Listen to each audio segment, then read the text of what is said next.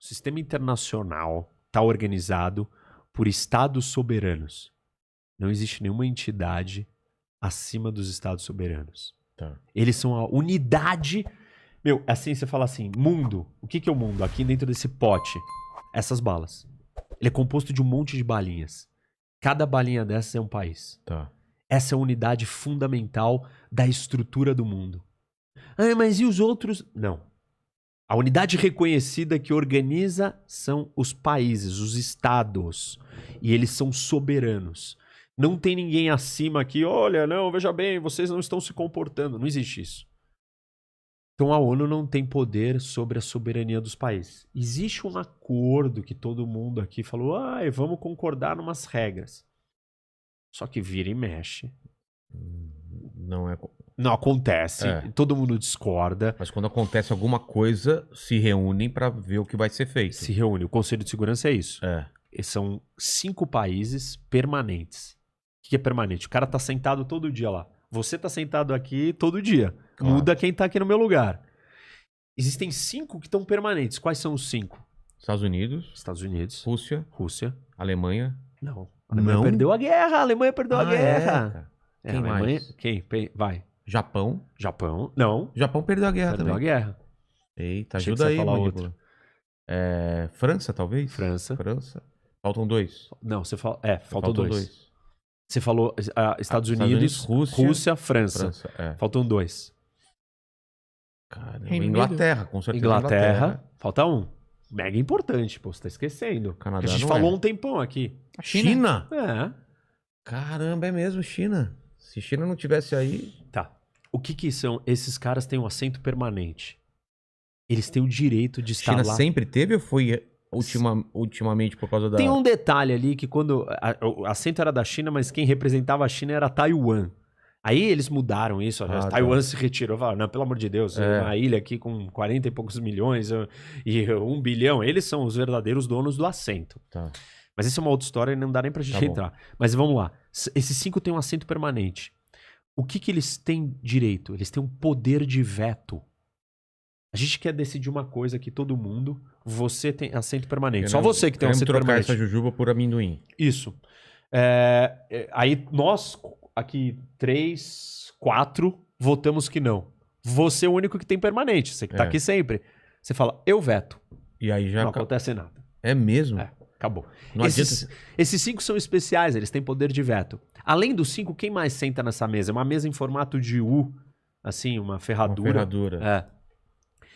São outros 10 países rotativos por mandatos de 2 anos. O Brasil é um dos países que mais sentou ali como rotativo. Quem decide isso?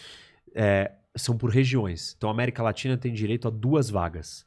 Aí todo ano sentam todos os países da América Latina e falam assim, e aí, quem vai esse ano? Aí a Argentina, vai você, Brasil. Aí o Brasil, obrigado. Na próxima vai você, Argentina.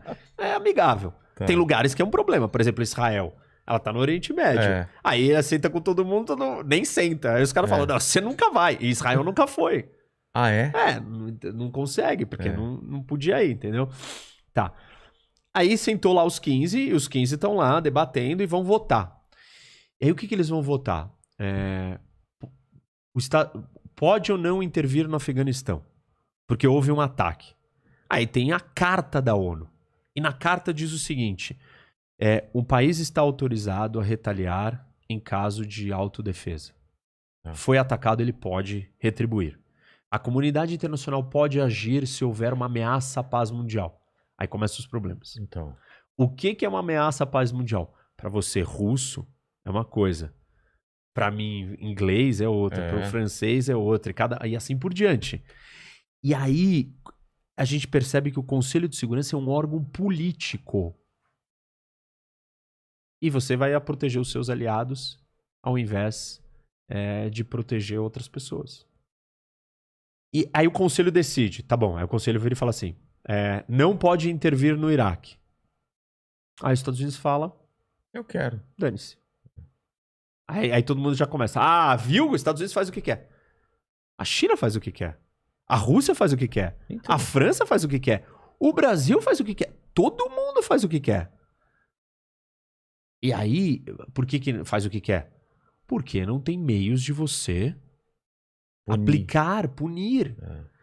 Aí você fala assim, mas é o tempo inteiro que faz o que quer? Não, tem horas que pega mal, você não quer esse problema, tem pressão política, tem mal-estar, pode ter sanção econômica, mas nos assuntos mais críticos e graves, você simplesmente ignora.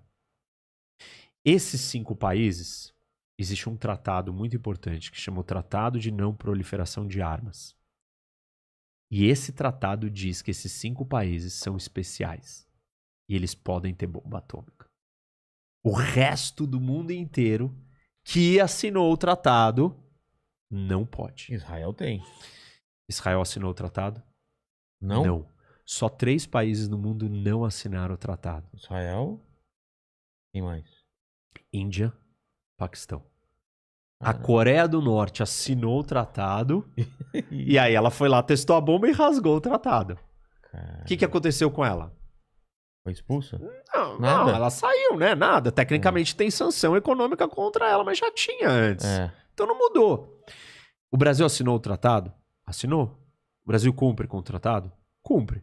Por quê? Vai ter pressão, vai ter sanção, tem pressão política. Não é todo país que vai descumprir tudo. Mas as coisas mais importantes para ele, se a coisa apertar, ele vai descumprir. Mas a Índia, por exemplo, eu Ela não entendo quis Israel. assinar. Mas a Índia por que queria uma bomba atômica? Porque ela tem problema na fronteira também? Opa, com quem? Com quem? o Paquistão e com a China. Já teve guerra com a China. E a China é gigante e tem bomba atômica. Ele vai falar assim, desculpa, eu sou a 2ª maior população do mundo, meus queridos. E a China aqui, meu vizinho, tem bomba atômica, já entrou em guerra comigo. O Paquistão aqui do lado também tá em guerra comigo. Eu sou um país gigante, eu não vou ter a bomba atômica? Aí foi lá e falou, não vou assinar. E fez a bomba atômica. Aí o Paquistão, que é o único país islâmico que tem a bomba atômica, falou, bom, se a Índia, meu rival, tem a bomba atômica, eu preciso da bomba atômica. Então, nós temos 5 países que têm a bomba e mais outros 4 que também têm. Que não estariam autorizados, não assinaram, não quiseram. O resto inteiro do mundo assinou e falou que não vai ter a bomba. O que significa isso? Inspetores vêm no Brasil. Tá. Vem, eles vão lá em Angra, vão nas nossas instalações para ver se a gente não tá querendo construir bomba.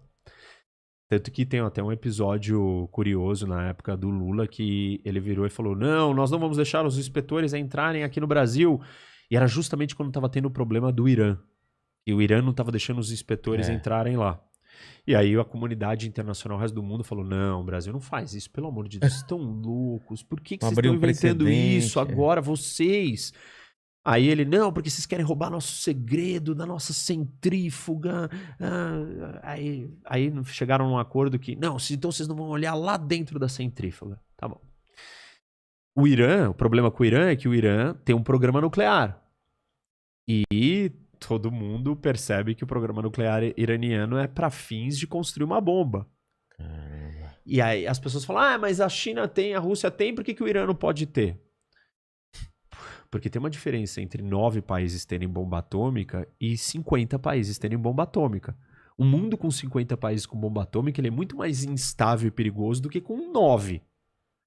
Existe uma diferença entre certos países terem a bomba e outros. A Suécia decidir ter uma bomba, eu fico mais tranquilo. Com certeza. Do que o Irã. Aí você fala, não, mas os Estados Unidos também viola direitos humanos. Gente, nós estamos na Terra. Todo mundo aqui é humano. Todo mundo tem teto de vidro. A diferença é o grau. Os graus de violação de direitos humanos dos países democráticos e desenvolvidos não se comparam com os graus de violação desses outros. Então, você dá uma bomba atômica para um país como o Irã, é um problema gigantesco para o mundo. Porque essa bomba pode cair na mão de um grupo terrorista. Exatamente. Como o Hezbollah. E aí o Hezbollah vai estar preocupado em se explodir e morrer todo mundo porque usou a bomba? Não. Imagina se o próximo 11 de setembro for uma bomba nuclear. Caramba. Acabou com o mundo. O mundo para, fecha tudo, ninguém sai de casa, não existe mais vida urbana, não existe mais cidades, até a gente descobrir onde está escondida a próxima bomba. Mas aí a gente vai para outro nível, que é a guerra biológica. Então, que é uma discussão da pandemia. Não tem essas teorias da conspiração que o vírus foi criado em laboratório, não foi usado propositalmente, foi disseminado propositalmente.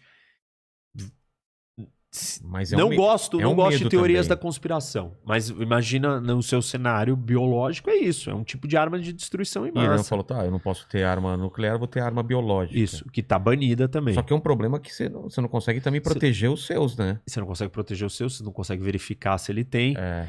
Como que você previne isso de virar uma loucura?